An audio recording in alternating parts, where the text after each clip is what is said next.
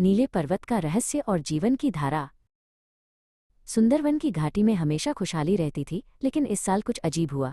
गर्मी का मौसम अभी शुरू ही हुआ था कि कल बहने वाली नदी अचानक सूख गई।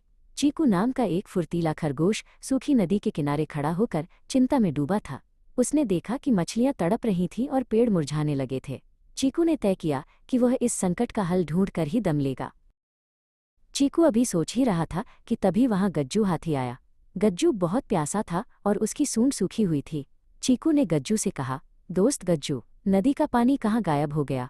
हमें पहाड़ों की तरफ जाकर देखना होगा। गज्जू ने अपनी गर्दन हिलाई और अपनी भारी आवाज में कहा, तुम सही कह रहे हो चीकू, बिना पानी के तो पूरा जंगल खत्म हो जाएगा।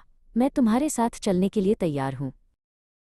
अपनी यात्रा शुरू करने से पहले वे पुराने बरगद के पेड़ के पास गए, जहां मीरा नाम की बुद्धिमान उल्लू रहती थी।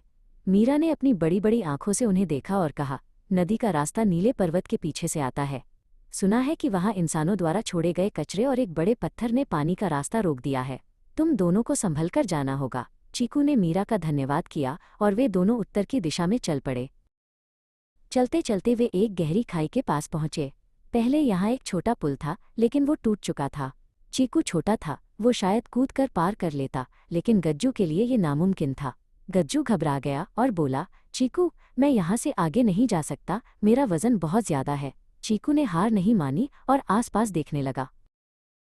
चीकू ने देखा कि पास ही एक लंबा और मजबूत पेड़ गिरा पड़ा है। उसने गज्जू को रास्ता दिखाया। गज्जू ने अपनी ताकत का इस्तेमाल किया और उस गिरे हुए पेड़ को उठाकर खाई के ऊपर एक पुल की तरह रख दिया। गज्जू ने धीरे धीरे उस पर पैर रखा और सावधानी से खाई पार की। चीकू उसके पीछे पीछे खुशी से उछलता हुआ निकल गया। जैसे जैसे वे ऊंचाई पर पहुंचे, रास्ता और भी कठिन होता गया। रास्ते में एक अंधेरी गुफा थी, जो नीले पर्वत का एकमात्र रास्ता थी। गुफा के अंदर बहुत अंधेरा था। तभी ऊपर से मीरा उल्लू उड़ती हुई आई। मीरा ने कहा, घबराओ मत, मेरी आंखें अंधेरे में भी देख सकती हैं। मैं तुम दोनों को रास्ता दिखाऊंगी। मीरा की मदद से वे गुफा के दूसरी तरफ पहुंच गए। वहां का दृश्य देखकर वे हैरान रह गए। नदी के मुहाने पर प्लास्टिक की बोतलों, पुराने कपड़ों और मलबे का एक विशाल ढेर लगा था। उसके ऊपर एक बहुत बड़ा पत्थर गिर गया था, जिसने पानी को पूरी तरह से रोक दिया था।